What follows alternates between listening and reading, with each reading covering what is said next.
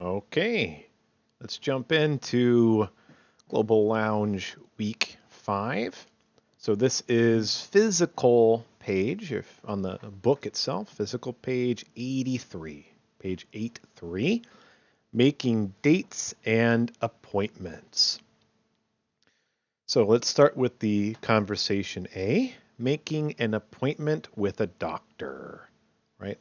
How do you ask to schedule an appointment? Starting with the receptionist. Uh, Doctors Manning and Sharp, how can I help you? Hello, my name is Lisa Peterson. I'd like to make an appointment to see Dr. Sharp, hopefully sometime next week.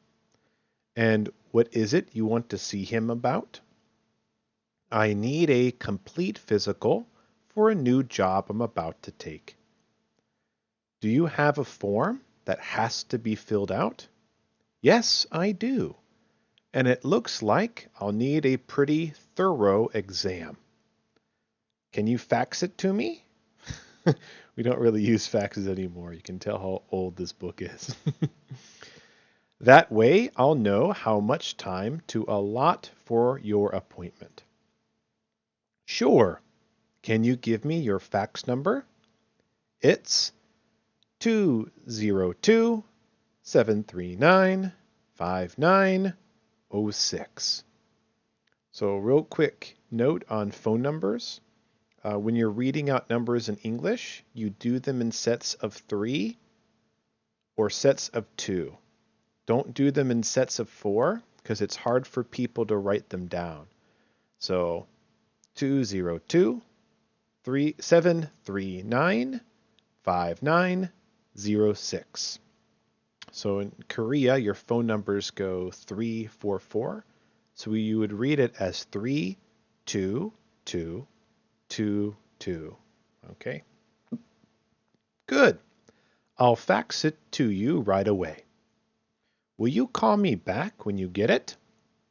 Right. Hello, Lisa. This is Dr. Sharp's office. I see you are going to need an hour-long appointment, and Dr. Sharp won't be able to do that for at least another month. I could give you an appointment with Dr. Manning next Thursday, though, at 1 p.m. Would you like to take that? Yes, that sounds fine. Is there anything I should do to prepare for the exam? Yes, I know this will be difficult, but you mustn't eat or drink anything after midnight the night before. I wish I could give you an appointment earlier in the day, but we don't have any other openings. Okay, but if there is a cancellation earlier in the day, please let me know. I'd much rather come in early in the morning. Of course. Thanks very much. Goodbye. Okay, so that's for making a doctor's appointment. What about changing a lunch date that you had with a friend? Hi, Maria. It's Lisa. Listen, I'm not going to be able to have lunch with you next Thursday. I have to have a physical for my new job, and it's on Thursday at 1 o'clock. And it's in Alexandria. I'm really sorry. Can we make it another day? No problem. How about Friday at 12:30? Oh dear, I can't do that either. Could you do Wednesday? Look, we're going to have to make it the following week. We've both got too much on our plates right now. Let's say Thursday, the 24th at 1 o'clock. Okay? Perfect. We'll have a lot to talk about by then. All right. So, here is one of the most confusing things in English. It's good that we're getting it out of the way now in week 5. These are your prepositions. So there's lots of prepositions in English, right? There's words like with, on, under, by. But prepositions talking about time and location are among the most confusing. Words like in, at, on, right? Things like that. Because you have to use different ones at different times. So for instance, we use the preposition in when we're talking about a month or a year. So in October, in 2014. We use on when we're talking about the day or date of something. On Friday, on Tuesday, on August 13th. Now notice, if it's just a month, we say in October. If it's a month and a day, we say on. Is that confusing? Yes, it's very confusing, even for native English speakers. So don't feel too bad. We use the preposition at when we're talking about time. At 10 o'clock. At 4:30. Now, when we're talking about time of day, like morning, afternoon, and night, it's in for morning and afternoon, right? 아침, 점심. But 밤에, at night, we say at. Why? Who remembers? We kind of made that decision 1,000 years ago, and no one remembers why. At is also used when talking about a street address or talking about a very specific place. So, for instance, at the State Theater or at 405 South Washington Street. So maybe something as a Korean example, at Jamshil Station or at Songdong Songdonggu Iga, right? However, we use on when we're talking about a location without a number. So on State Street, right? On South Washington Street. If there's no number and just the street, we say on. We use in whenever we are talking about a location that we've already talked about before. So I'll meet you at Jamshil Station. Okay, where will you be? I will be in Jamshil Station. So when you talk about meeting at a place, you say at, but then once you already know the name of the place, then you can use the word in. Is that confusing? Yes. These prepositions here, these prepositions of location, might be some of the hardest grammar in English because it's all memorizing. It's all just remembering and lots of practice. Modal auxiliaries. That's just a fancy way of saying auxiliary is your helping verbs. They're not actions. It's not like run or jump or fight or sleep. Instead, they are changing other verbs. He can fight. He may sleep. He may run, right? So that's what they mean by auxiliary. And modal just means possibility, right? 아마도 뭐뭐 할 것 같아요, right? It doesn't mean 100% or 0%. It means somewhere in the middle, right? 70%, 40%, right? Somewhere in the middle. So modal means chance to happen. And auxiliary means it's changing or modifying a verb. So some common modal verbs are things like will, can, might, may, might, could, would, should, and must. 얘는. So you could say we get fat, but it's not 100%, so it's will. We will get fat if we eat too much candy. He won't be here long. He's leaving in a few minutes. You can also use will.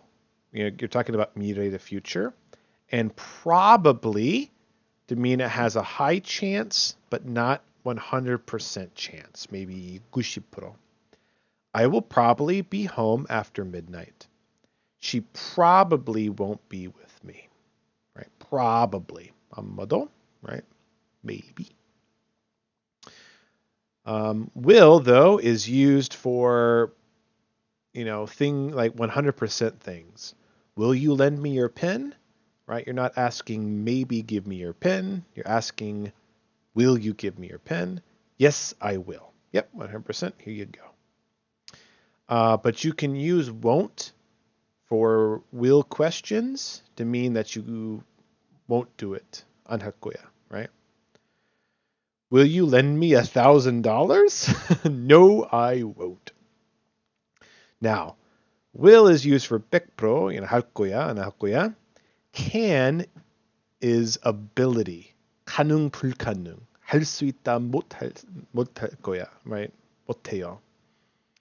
So, she can cook like a pro, right? It's something she can do. It's an ability, it's a skill. She can't sing, though, right? It's something she can't do. It's a skill she lacks. Past tense, 과거, of can is could. You can also say be able. Able literally means like 할 수 있다, right? So be able, right? She is able to cook. She was able to cook. You can also use can for asking for permission. 하면 돼요, right? Can you give me some pizza, right? May is to ask for permission. So you want to do something and you're asking someone if it's okay. You can also use can for the same thing, right? Can I eat some pizza? May I eat some pizza? But may is considered more polite, more formal, right? So can is more normal and may is more polite.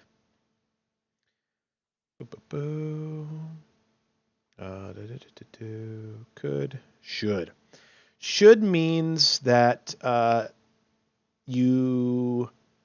if you do something, it'll be good for you, right? Or the opposite, if you don't do something, it'll be good for you.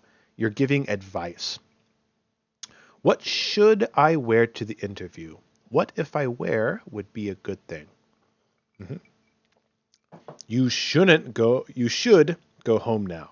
If you went home now, it would be a good thing. He shouldn't be here. If he wasn't here, it would be a good thing. Ought to. Ought to means the same thing as should, but it feels much softer.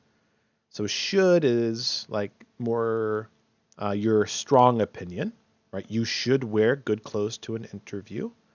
Ought to is a softer opinion.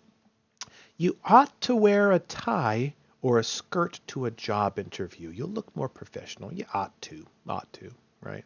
It's a softer way of giving advice. Would is used for,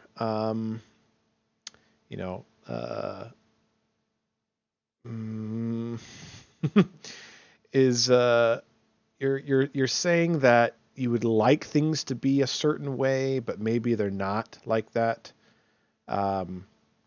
If I were the teacher, I would make sure the children, right?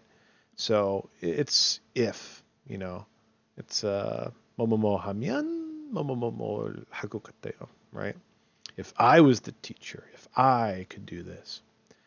Would like is different though. Would like means that you want to have something and is normally a nice way of ordering like food at a restaurant. I would like 2 servings of bulgogi, please, right? I would like. Would rather means for choice. So, 선택할 거야. 뭐뭐보다 뭐뭐뭐 선택할 거야, right? She is teaching geometry, but she would rather teach algebra. So if she had a choice, she would choose algebra over geometry, but she doesn't have a choice, right? Must. Must means something. So must normally means like something you have to do. You must do this. You must do that. But when you're talking about something you don't know, must means a good guess. Something you think is true, but you don't know for certain. She doesn't answer her phone. She must not be at home. So that she's making a guess. If she's not answering her phone, maybe she's not at home. Have to. Have to means like "kok해 됐다," right? It's an obligation. It's something you have to do. It's something you have a duty to do. Lee has to be at work by 7 o'clock. Right? Lee doesn't have a choice. Supposed to. Supposed to means something you don't have to do, but it's common. It's something most people do in that situation, right? Here's a good for instance. If I tell my students they have to do homework, right? You have to do homework. It's an obligation as a student. However, you're supposed to do your work early just in case. So here's something you must do. kok해 됐다. Do your homework. But most students do their homework early just in case there's a problem, because then they have time to fix it. But it's not something you have to do, right? You won't break the law or get a lower grade if you don't do your work early, as long as you get it done on time. But most students tend to do it. Something you're supposed to do. Wish. 소원하다. So here, wish doesn't mean like literally 소원하다. It means it's something you strongly want to happen. 진짜 하고 싶어요. 진짜 원한 거, right? Something you strongly desire. I wish you were here, right? If you were here, it would be very good. I wish you were here. I want to see you. We wish we were in California, right? They really want to be in California. I wish is something you use when someone says something that isn't true, but if it was true, you'd be very excited for. It's something you would really like. So if someone says something like, I heard you got an A on the exam. Oh, I wish. Right? I didn't get an A, but oh man, if I had gotten an A, I would have been happy. I heard your family bought you a car as a birthday present. I wish I didn't get a car, but if I got a car, that would have made me very happy, right? All right. Let's say literally means 같이 말하다. But that's not what it's used for. It's a phrase in English that means you're giving a suggestion, like you're telling someone they should do something in a very forceful way. So it's very common, like parents talking to their children, right? I want to go shopping. Let's say you do your homework first, right? It's very forceful. It's very strong. Let's say you do your homework before you do your shopping. So a forceful suggestion. Again, normally like a boss to a subordinate or like parents to their children. Oh dear. Oh dear is basically the English equivalent of 어머, 아이고, 어머, oh dear. I dropped my bag and my stuff is everywhere. 아이고, right? 어머. Look. Here you go. Look is a filler word. So it's another filler word. We have so many of these. Filler word. English has a lot of filler words.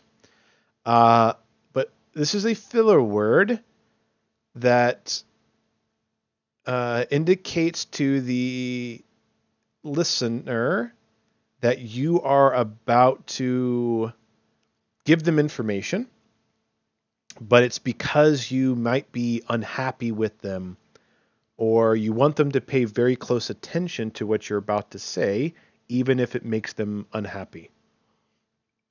So, for instance, you got here late. Look, I said I was sorry. I guess a Korean equivalent might be something like, 야, 사과했잖아, right? That kind of feeling to it. Look, I said I was sorry. So it's not very polite. So I would be very careful about using it. It doesn't sound very polite. So don't use this in a polite setting. Listen is the same thing, but it sounds even more forceful. So yeah, you want to be careful with this. You won't believe what I just heard about Claire. Listen, I don't want to hear any more gossip. So this kind of got the feeling like 그만해, right? 야, 그만해.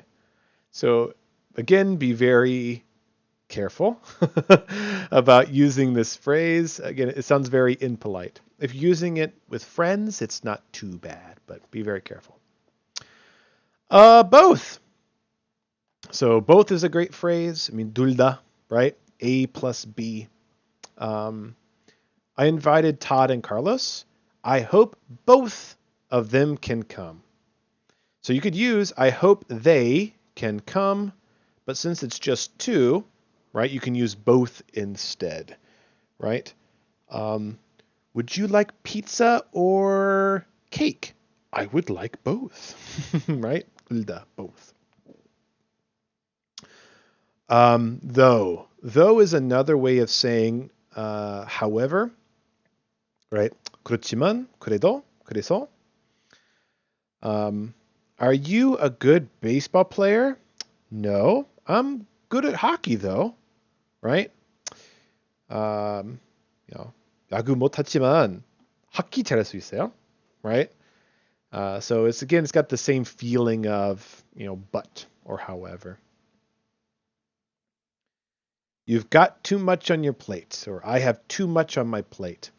So this is just a English phrase meaning that you're very, very busy. The visual image you should have in your mind is like being at a buffet, buffet.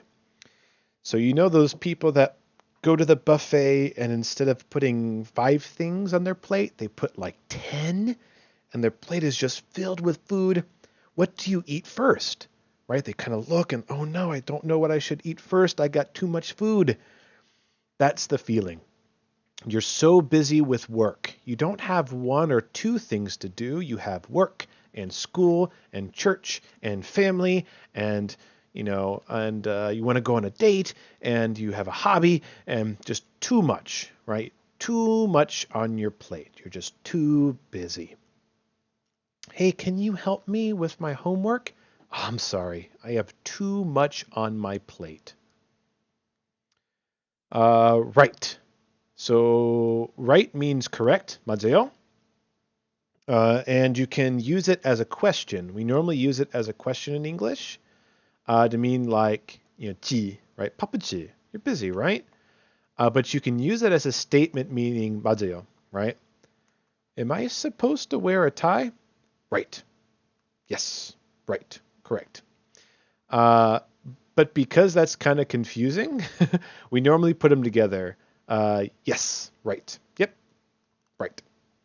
Now, be very careful because yeah, right and yes, right are different. Yes, right means 네, 맞아요.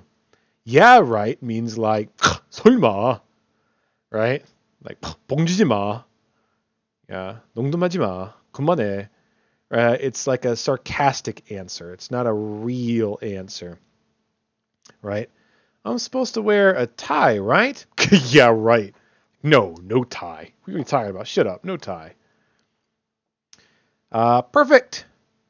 Perfect is a way of saying that the thing that the other person just said is good, very good. It's commonly used when talking about plans. So, if your parents say something like, hey, for Hangul Day this year, let's go to Gyeongbok Palace. You say, hey, perfect. Yes, I agree. That's great. Yes, perfect. Of course. So, of course, means yes, that is correct.